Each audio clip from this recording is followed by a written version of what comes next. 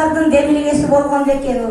Ошол апалардын тиреги орундалып, ошо кыргыз эли сакталып отурат, жери сакталып отурат. Урпактары мына биз деген артынан калган урпактары эскерип, Жайыл районунун алып жүрөбүз. Жайыл мектеби бар, Жайыл колхозу бар.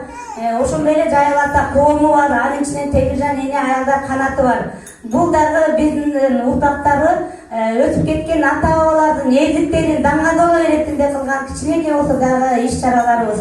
Ошол эженин эмгегин баалап, Жайыл ата эл аралык кайрымдуулук Темиржан аялдардын ардак грамотасы менен Фрунзе айыл өкмөтүнүн аялдар уюмунун төрайымы, Кыргыз Республикасынын ардактуу айымы көч белгисинин ээси Сандалова Гүлайша Сарадиновна Кыргыз Республикасынын экономикасына кошкон зор ак эмгеги үчүн сыйланат.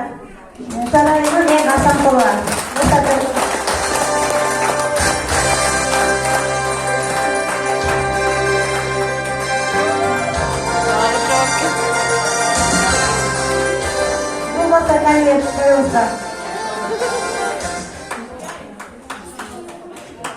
Андан кийинки Жайыл ата коомунун эл аралык кайрымдуулук коомунун Темиржан эне аялдар канатынын грамотасы менен суу ресурстары боюнча эксперт консультант Койлубаев Бакир Койлубаевич чөйрөнүндөгү суу ресурстарынын башкаруу жана пайдалануу маселелерин жакшыртуу жана өркүндөтүүдө кошкон зор ак эмгеги үчүн сыйланат. Көрсөтпөй коюңуздар.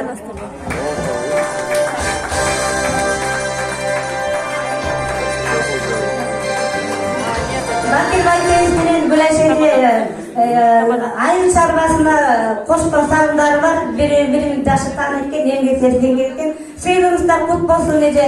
Төшпөйүңүз кут болсун. Бар болуңуз. Баарыңыздарга рахмат. Çok rahmat, bana bir kontukta koyuyor. Hangene burada da sonun dilek.